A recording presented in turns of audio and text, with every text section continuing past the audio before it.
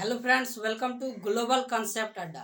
भारत भारत भूगोल सीरीज का आज लेक्चर नंबर 2 है, जिसमें हम लोग भारत की स्थिति और विस्तार देखने वाले हैं। सबसे पहले हम देखेंगे कि भारत वर्ल्ड के संदर्भ में कहाँ स्थित है।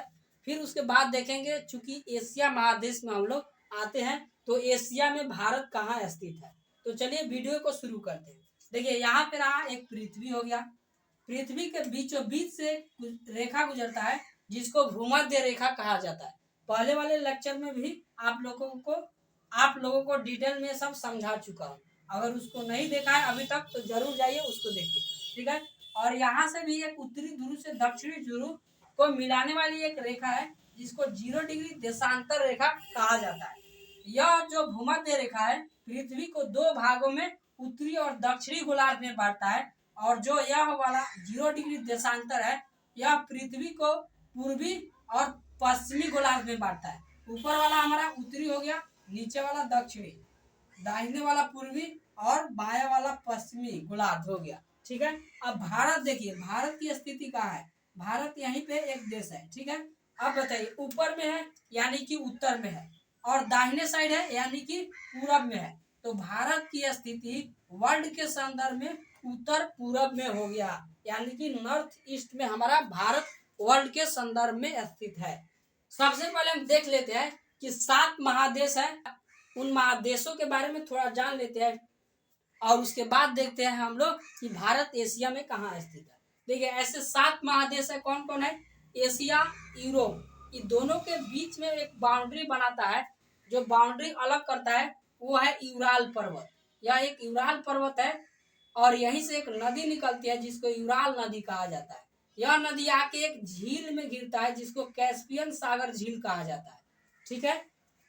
यहाँ पे बहुत सारा झील है, जैसे यहाँ पे भी एक काला सागर है, यहाँ पे भूमध्य सागर है, यहाँ पे लाल सागर है। इस सबको हम लोग डिटेल में देखेंगे जब वर्ल्ड ज्योग्राफी पढ़ रहे होंगे तब। फिलहाल में सिर्फ हम लोग को महादेश देख लेते हैं। तो ये 2 महादेश हो गया। एक यहाँ पे अफ्रीका महादेश है।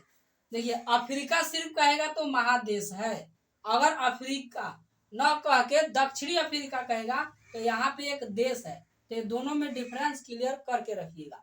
वैसे ही देखिए, अमेरिका सिर्फ कहेगा तो एक देश है, लेकिन उत्तरी अमेरिका या दक्षिणी अमेरिका कहेगा तो यह एक महादेश है, ठीक है। तो 5 हो गया। एक यहाँ पे ऑस्ट्रेलिया है, 6 हो गया। और यहाँ पे है अंटार्कटिका महादेश या महाद्वीप, ठीक है। यहाँ पे 7 महाद्वीप हो गए। जो यहाँ पे अंटार्कटिका महाद्वीप है, यहाँ पे कोई नहीं रहता है, यहाँ की जनसंख्या 0 है, ठीक है। देखिए, अब आगे बढ़ते हैं। और चूंकि हम लोग किस महादेश में आते हैं? एशिया महादेश में। तो देखते हैं कि एशिया के संदर्भ में भारत कहाँ है। देखिए, ये एशिया हो गया, और एशिया में नीचे की ओर है। तो पहले आप लोगों को जब दिशा बताया था, तो वहां पे बताया था कि नीचे हमेशा, कभी भी मैप में नीचे दिखा रहा है कुछ, तो इसका मतलब है कि दक्षिण में है। तो एशिया के हम लोग किस दिशा में? दक्षिण में है। तो एशिया के संदर्भ में अगर पूछेगा भारत की स्थिति कहाँ है, तो दक्षिण में है। अगर वहीं वर्ल्ड में पूछेगा तो उत्तरी पूर्वी गोलार्ध में है। तो आई होप यहाँ तक क्लियर हो गया होगा। देखिए, अब कुछ यहाँ पे महासागर भी है, उनके बारे में भी थोड़ा बता देता हूँ। देखिए, विश्व का सबसे बड़ा महासागर ये प्रशांत महासागर है, ठीक है। यहाँ भी है और यहाँ भी है। चूंकि जब इसको हम ऐसे फोल्ड करेंगे तो यहाँ का पार्ट यहाँ तक आएगा, ठीक है। तो यहाँ और यहाँ इसका विस्तार है। ये है अटलांटिक महासागर, ये है हिंद महासागर, और ये है दक्षिणी महासागर, ठीक है।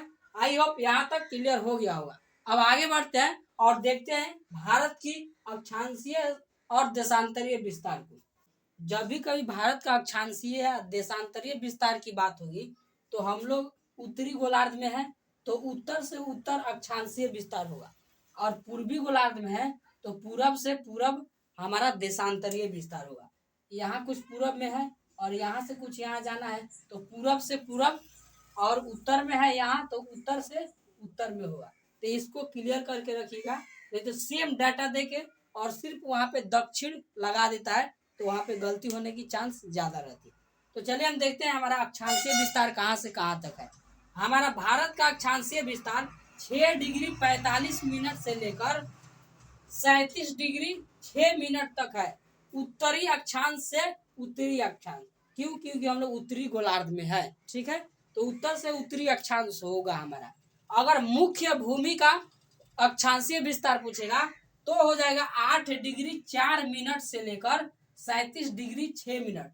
चूंकि यह हमारा मुख्य भूमि न होके यह द्वीपीय क्षेत्र है, जो अंडमान निकोबार द्वीपों का समूह है वही वाला ये भाग है। और इसी का अंतिम एक द्वीप है ग्रेट निकोबार, यहीं पे यह स्थान स्थित है। ठीक है, चलिए इसको हम लोग देख लेते हैं किन किन नामों से जाना जाता है, क्योंकि कई बार इसके नाम को भी पूछ देता है एग्जाम में। तो इसको Indira point, Pygmalion point, Parson point या फिर लाहिंगचा के नाम से जानते हैं। तो भारत का मुख्य भूमि का दक्षिणी बिंदु कौन है? 8 डिग्री 4 मिनट उत्तरी अक्षांश। अगर मुख्य भूमि नहीं लगाएगा तब क्या बोलेंगे? 6 डिग्री 45 मिनट। और यह कहाँ है? तो तमिलनाडु में है। इसको भी कई नामों से जानते हैं, जैसे इसको कन्याकुमारी, कुमारी अंतरिक्ष या केप कोमोरिन के नाम से जानते हैं।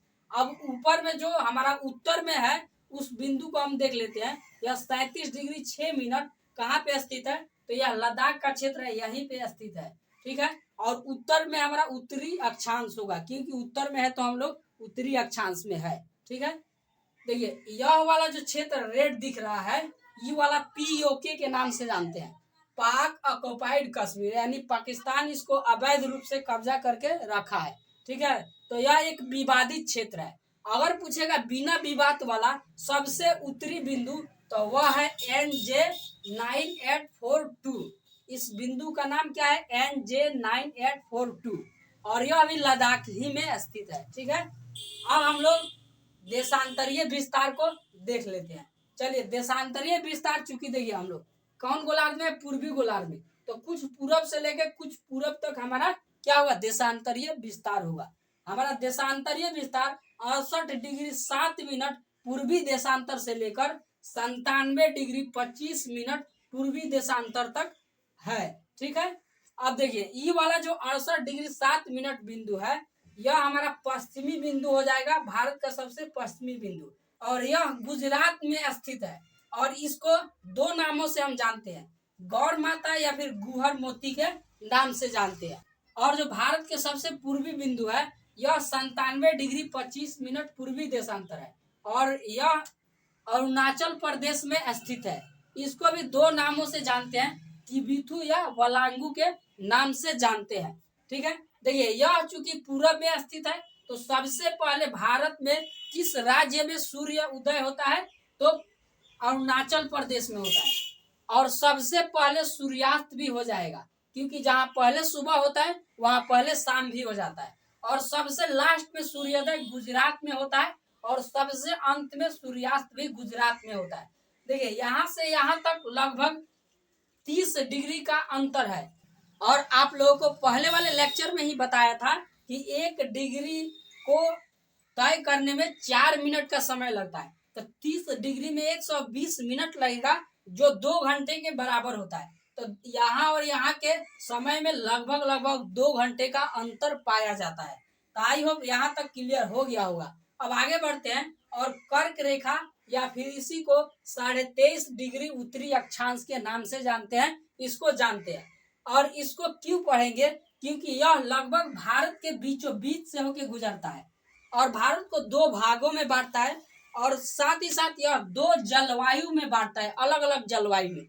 नीचे वाला उष्ण कटिबंध कहलाता है, जहाँ पे गर्मी ज्यादा पड़ता है, और ऊपर वाला शीतोष्ण कटिबंध कहलाता है, ना ज्यादा वहाँ गर्मी होगा ना ज्यादा ठंडी होता है। ठीक है, तो इसीलिए कर्क रेखा को हमें पढ़ना जरूरी है।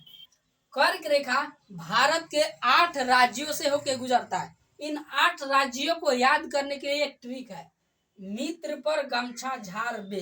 देखिए म से क्या होगा? मिजोरम, जो यहाँ पे स्थित है। उसके बाद में त्र से क्या होगा? त्रिपुरा, यहाँ पे जो है। ठीक है, उसके बाद में ग से क्या होगा? गुजरात। उसके बाद है म से क्या होगा? मध्य प्रदेश। उसके बाद है छा से क्या होगा? छत्तीसगढ़। उसके बाद क्या है? झा से क्या हो जाएगा? झारखंड। और उसके बाद में है ब से क्या हो जाएगा? बंगाल, पश्चिम बंगाल। तो आई होप यह क्लियर हो गया होगा कि किन किन राज्यों से होके गुजरता है। लेकिन अगर किसी पीसीएस का एग्जाम देंगे आप तो कभी कभी राज्यों के नाम देके कहता है पश्चिम से पूरब की ओर सजाइए या पूरब से पश्चिम की ओर सजाइए जो कर्क रेखा से होके गुजरता है। तो देखिए इसको सीक्वेंस में याद कैसे रखेंगे। ई वाला 1 नंबर में यहाँ गुजरात है, ठीक है। इसके बाद में यहाँ पे राजस्थान है 2 नंबर पे। उसके बाद में यहाँ पे है मध्य प्रदेश। उसके बाद 4 नंबर पे है छत्तीसगढ़। उसके बाद 5 नंबर पे है हमारा झारखंड और 6 नंबर पे है वेस्ट बंगाल यानी पश्चिम बंगाल। और 2 पूर्वोत्तर राज्य है, कौन कौन। 7वां है त्रिपुरा और 8वां है मिजोरम। आई होप सीक्वेंस में भी याद हो गया होगा, ठीक है। अब देख लेते हैं हम 82.5 डिग्री पूर्वी देशांतर, यह कितने राज्यों से होकर गुजरता है। 5 राज्यों से। और इसको क्यों पढ़ रहे हैं, क्योंकि जो हमारा भारत का इंडियन स्टैंडर्ड टाइम है वह 82.5 डिग्री को निर्धारित किया गया है, जो 5.5 घंटा आगे चलता है, जो पहले वाले लेक्चर में आप लोगों को डिटेल में बता चुका। देखिए 5 राज्य कौन कौन से है जिनसे होके यह गुजरता है। तो पहला है यूपी, दूसरा का नंबर है मध्य प्रदेश, तीसरा नंबर है छत्तीसगढ़ और चौथा नंबर है उड़ीसा, 5वां नंबर है आंध्र प्रदेश।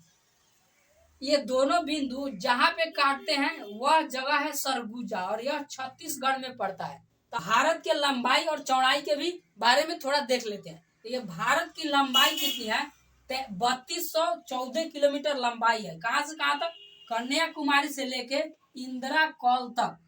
इसको याद कैसे रखेंगे, देखिए पहले 3 है, 2 है, 1 है, डिक्रीज करना है और फिर चूंकि 3 से स्टार्ट किया है तो लास्ट में 4 लिख देंगे, तो ऐसे याद हो जाएगा।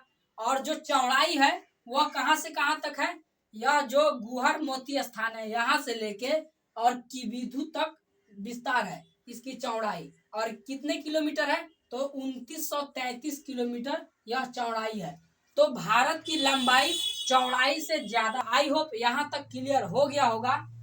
वीडियो आप लोगों को कैसा लगा कमेंट सेक्शन में कमेंट करके जरूर बताइए। अगर अच्छा लगा हो तो वीडियो को लाइक कीजिए, अपने दोस्तों में शेयर कीजिए और चैनल को सब्सक्राइब जरूर कर लीजिएगा। आज के लिए इतना ही रहने देते हैं और नेक्स्ट वीडियो में मिलते हैं जिसमें हम लोग भारत का सामान्य परिचय देखेंगे।